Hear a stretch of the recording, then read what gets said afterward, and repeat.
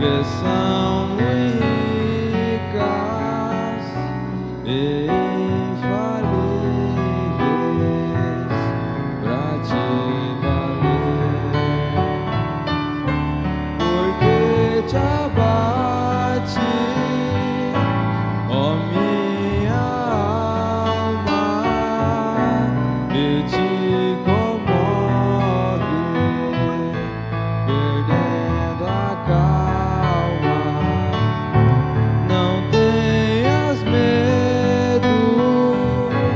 em Deus espera, porque bem cedo Jesus virá. Ele intercede por ti, minha alma, espera nele com fé e calma. Jesus de todos teus males salva e te abençoa dos altos céus, porque te abates, ó minha alma, e te comove, perdendo a calma.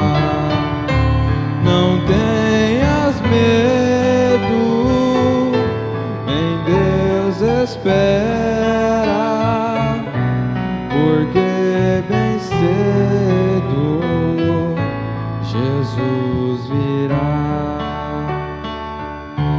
Terás em breve as dores findas no dia alegre da sua vinda. Se Cristo tarda, espera ainda mais um pouquinho e o verás, porque te abates, ó minha alma, e te comove, perdendo a calma. Não tenhas medo, em Deus espera, porque bem cedo Jesus virá.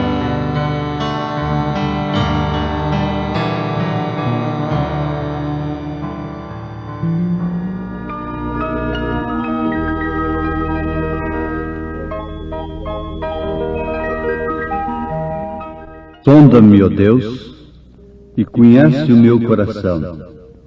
Prova-me e conhece os meus pensamentos, e vê se há em mim algum caminho mau, e guia-me pelo caminho eterno. Salmo 139, versículos 23 e 24. Ouvintes, muitas pessoas não vão ao médico cardiologista com medo de encarar o resultado. Não tira um eletrocardiograma, não se submete a um check-up do coração e de todo o sistema cardíaco, com medo do resultado.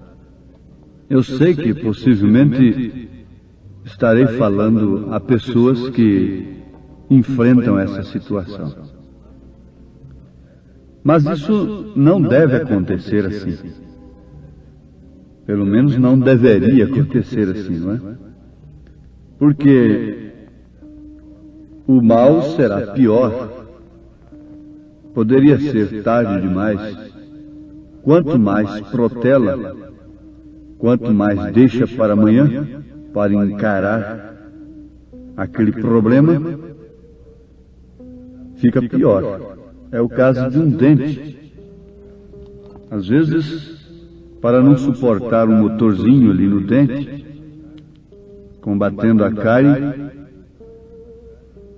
fazendo assim obturação, nós fugimos do dentista. Mas o resultado, depois vem a dor. E depois da dor, o que temos de fazer?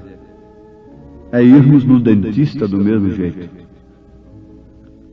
A essas alturas, os meus ouvintes já estão captando tudo, não é? O que queremos dizer. Muitos não querem, de maneira alguma, sondarem as suas vidas através da palavra de Deus, da sã doutrina, da mensagem do dia.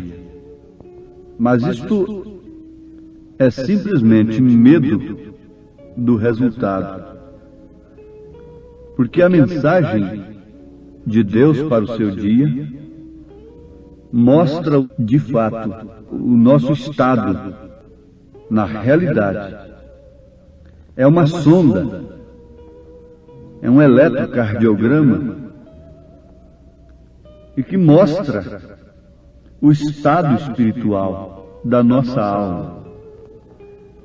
Agora, bom é que nós recorrêssemos a esse verdadeiro médico. Se você fosse um médico que lhe desse apenas aspirina, analgésicos, o que você deveria fazer? Era não voltar mais naquele médico. Eu estava examinando sobre o significado desta palavra, analgésico. Ele é um respeitante à analgesia, que por sua vez, notemos isso, leva a pessoa a perder a sensibilidade à dor. Então ela fica insensível à dor, provocando assim a analgia, que é uma insensibilidade à dor. Mas nós sabemos que a dor não é propriamente a enfermidade. A dor é um efeito. A causa é outra. E no caso, o analgésico serve somente para deixar a pessoa insensível à dor. Mas ele não combate a causa, não elimina a causa da dor, da enfermidade. E isso tem sido a desgraça de milhares e de milhares de pais de família, de mães, que têm perdido a vida prematuramente, deixando seus filhos aí. Têm morrido. Porque ao invés de ir no médico para combater a causa da dor, eles ficam nas farmácias comprando analgésicos e enganando-se a si mesmos, cauterizando a consciência em relação àquela enfermidade. Não há outra coisa tão real para explicar o estado espiritual do povo de um modo geral. Ao invés de ir diretamente no médico dos médicos, na palavra de Deus, e encarar a vida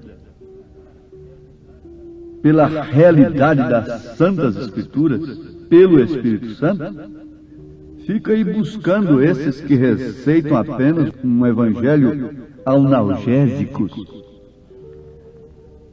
Evangelhos analgésicos, que é simplesmente para levar as pessoas a perderem a sensibilidade consciente do pecado. O que significa cauterizar as suas consciências. Esses evangelhos, Paulo disse que ainda que ou ele mesmo, ou um anjo do céu, nos anunciasse um outro evangelho, então tem aparecido tanto evangelho, baseado nas Escrituras. Baseados todos nas Escrituras.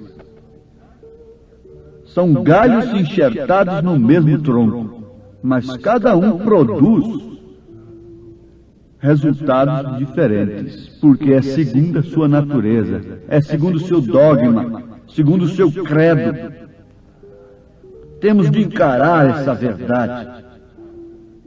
Não importa se somos feridos, se os nossos sistemas que nos dirigem são feridos nesta hora. Isso não importa, porque uma alma custa mais do que o mundo todo.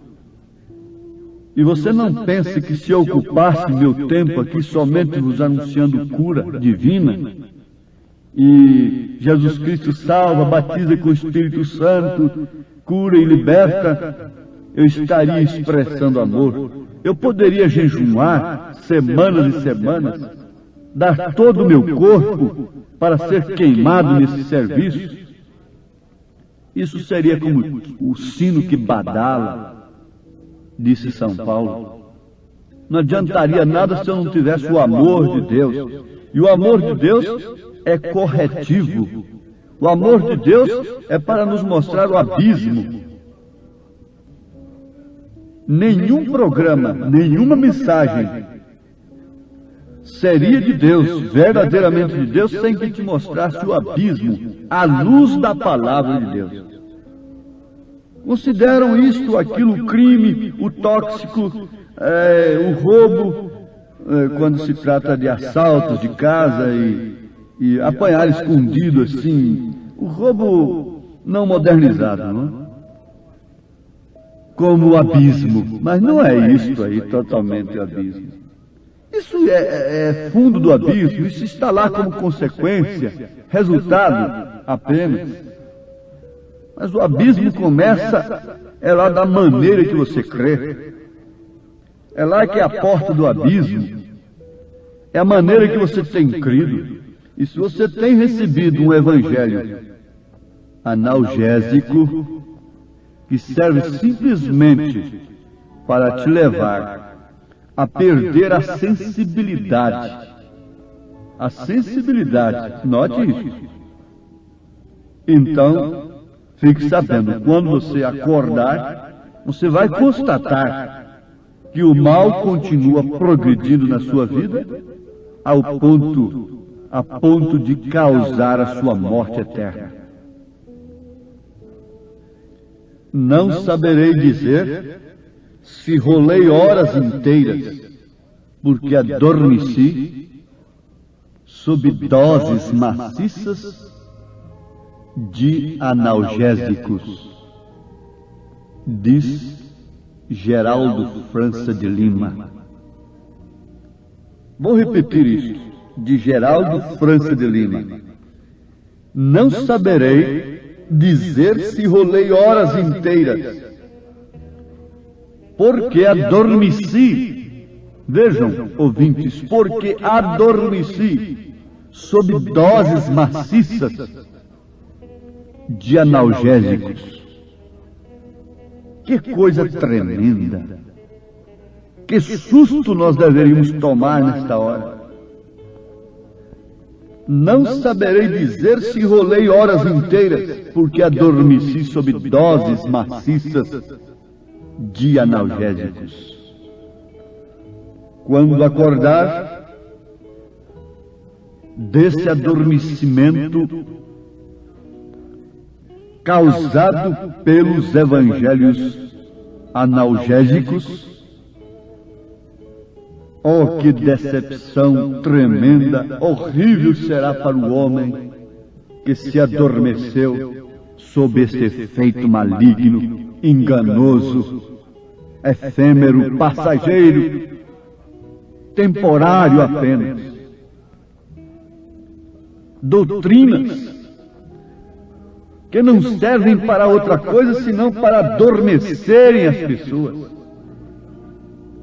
Oxalá que todos pudessem ouvir nesse instante em suas almas o grito de São Paulo na sua carta aos Efésios, capítulo 5. Desperta, tu que dormes, levanta-te dentre os mortos e Cristo te esclarecerá. Adormeci. Isto quer dizer, perdi a sensibilidade. Uma mulher, para se vestir conforme ela está se vestindo socialmente hoje, é necessário que antes ela perca a sensibilidade. É necessário que antes ela adormeça. Uma mulher, antes de cortar o seu cabelo, ela tem que ser adormecida por algum evangelho, por alguma doutrina, por algum espírito analgésico. Um homem e uma mulher, antes de se prostituir, antes de se entregar ao vício, à maldade, ao homossexualismo, ao vício não propriamente do tóxico, mas do próprio fumo, que está aí amparado socialmente e religiosamente falando. Antes do homem se entregar a estas coisas, ao espírito pervertido da era, ele tem que estar adormecido por uma doutrina analgésica. Só há uma doutrina que pode nos sacudir nesta hora. Só. Oxalá que os Jonas fossem sacudidos nesta hora no porão de seus navios, enquanto as almas estão perecendo neste mar revolto. Oxalá que eles fossem sacudidos. A Bíblia diz que aqueles homens foram lá e disseram: ó dormente, desperta-te, acorda. Dormente, você pode estar dizendo que Deus está nos abençoando, dormindo nesse porão dogmático de uma organização religiosa, de uma denominação, enquanto as almas estão perecendo no mar, naufragadas no pecado, na licença que vocês têm dado para elas viverem como bem entendem, por sua conta própria. Oh, a profecia de Balaão era de Deus, mas a sua doutrina era diabólica, por isso matou só num dia 23 mil soldados, 23 mil homens de valor. Não há coisa mais funesta, mais mortífera do que essas doutrinas analgésicas que vêm simplesmente para cauterizar as consciências e adormecer as consciências, as almas, levá-las a perder a sensibilidade da palavra de Deus, do Espírito de Deus. A melhor coisa que Deus podia dar para o homem, Ele deu, foi sua palavra. E Ele deu ainda mais aquele que maneja a sua palavra, o Espírito Santo. E por quê?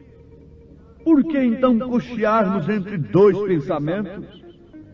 Elias fez esse desafio quando o povo estava regido pelos falsos profetas, falsos pregadores, quando Acabe tinha doutores ao seu lado, acoitando um casamento ilícito com Jezabel.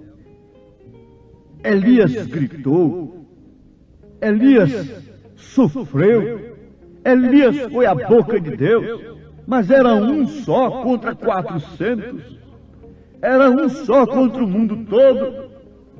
Somente esse homem implica comigo. Somente esse homem implica com as coisas.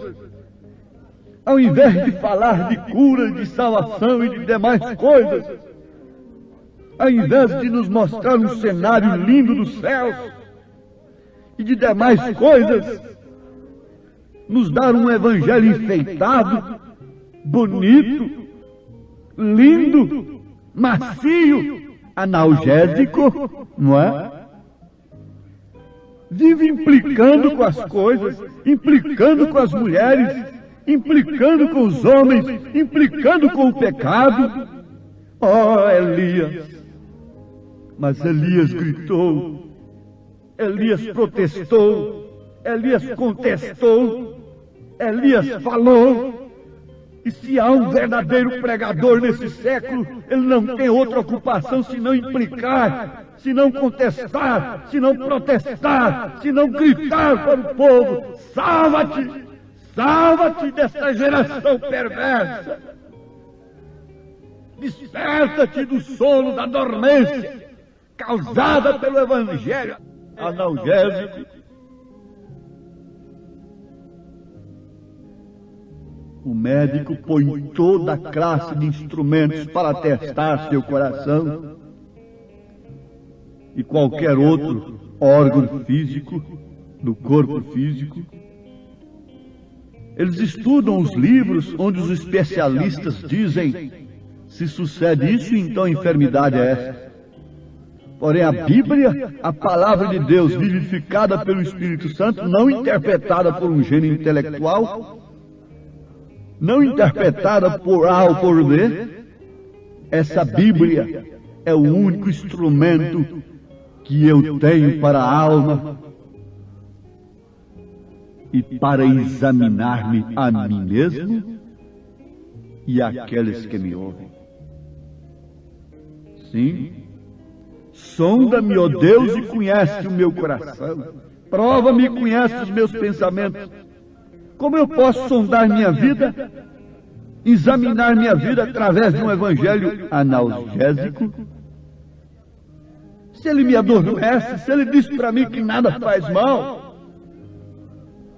nada faz mal, minha filha, isso não tem importância, meu filho. Nós temos que evoluir, nós temos que evoluir. Se essa evolução está levando o homem somente para longe de Deus, esse homem deveria, então, não evoluir. O que adianta o homem ganhar o mundo inteiro se vier perder a sua alma? E o Senhor continue examinando a sua vida. Você quer examinar a sua vida, irmã? Abra 1 Timóteo, capítulo 2, a partir do verso 9. Você quer examinar o seu batismo? Irmão, pegue lá Mateus, capítulo 28, versículo 19, e busque as referências, uma concordância, porque caso contrário você estará num texto isolado, portanto num batismo falso. Você tem que concordar aquilo com as Escrituras. E assim por diante.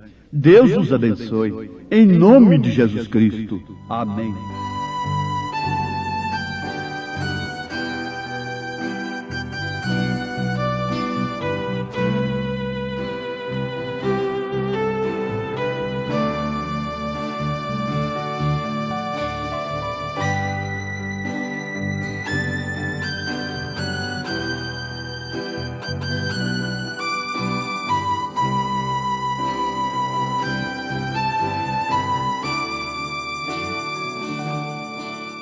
É verdade que essa não é a primeira vez que eu estou aqui, Senhor, para te pedir perdão, pois o bem que eu jurei fazer não consegui, mas o mal que eu não queria cometi. Me perdoe por quebrar nossa aliança, esquecer de tudo que por mim já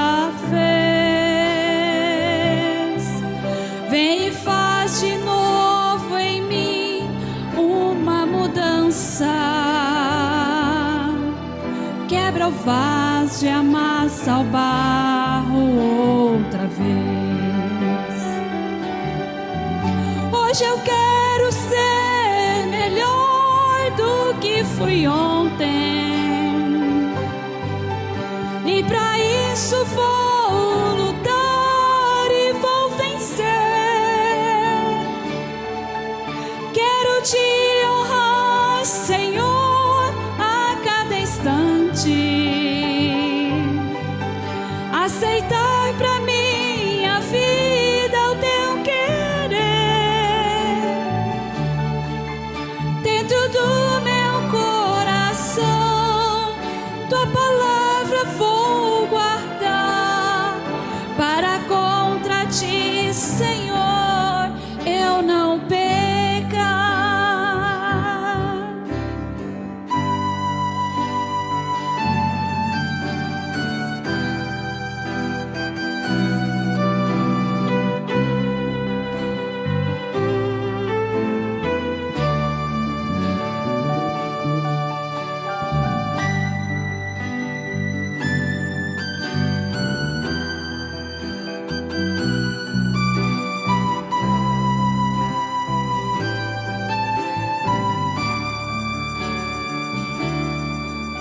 Me perdoe por quebrar nossa aliança,